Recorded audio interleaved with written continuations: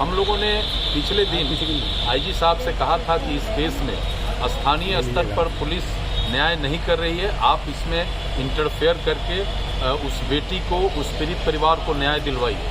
IG साहब ने हम लोगों से कहा था कि 3 से 4 दिन में आपको इस केस का स्टेटस हम अवगत कराएंगे और कार्रवाई होगी। लेकिन आज 8 दिन बीत जाने के बाद फिर हम लोग आईजी साहब के यहाँ आए हैं, तो यहाँ आईजी साहब ने अनुसंधानकर्ता और पर्यवेक्षणकर्ता दोनों को बैठा के सारे केस पर क्रॉस डिस्कशन किया है और उन्होंने कुछ निर्देश दिया है। और आईजी साहब ने कहा है कि मैं खुद कल घटना स्थल पर जाऊंगा और वहाँ केस को व्यक्तिगत स्तर पर देखूंगा। ठीक है, ये आईजी साहब ने कहा है। हम लोगों ने इनको कहा है कि मुजफ्फरपुर में सबसे सीनियर कोर्ट या सुप्रीम कोर्ट कहिए पुलिस का आप है, और आपसे जब न्याय नहीं मिलेगा तब तो फिर प्रजातांत्रिक तरीके से हमको इस मामले पर अपने मांग को मनवाने के लिए, न्याय के लिए हमको तो कुछ न कुछ करना पड़ेगा।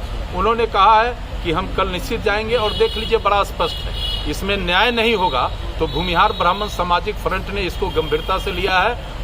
हम जब तक न्याय नहीं होगा तब तक इस मामला को छोड़ेंगे नहीं और अंतिम दम तक इस मामले में लड़ेंगे और न्याय कराकर ही छोड़ेंगे। और दूसरे कई और मामले में, एक कर्जा का मामला था, एक साहेबगंज का मामला था, हम लोगों ने एक वैशाली का मामला था। सारे मामला में आईजी साहब को हम लोगों ने कहा है कि आप कार्रवाई करिए, चूंकि लोकल स्तर पर जो स्थिति है पुलिस फेल लगती है, इसलिए अब हम बहुत इंतजार नहीं करने वाले हैं, अब हम सड़क पर उतरने की तैयारी कर रहे हैं। इस मामले में किसी की गिरफ्तारी हुई क्या सरैया को? अरे सरैया में एक आदमी का गिरफ्तारी हुआ, बाकी नेम्ड FIR है और लोग हैं, केवल जांच की बात हो रही है, अभी तक इनको CDR नहीं मिला है। तो रिमांड सर नहीं हो रहा है, रिमांड नहीं हो रहा है। फिर आईजी साहब ने डायरेक्शन दिया है DSP को कि आप जाइए रिमांड लेकर, रिमांड पर लेकर पूछिए।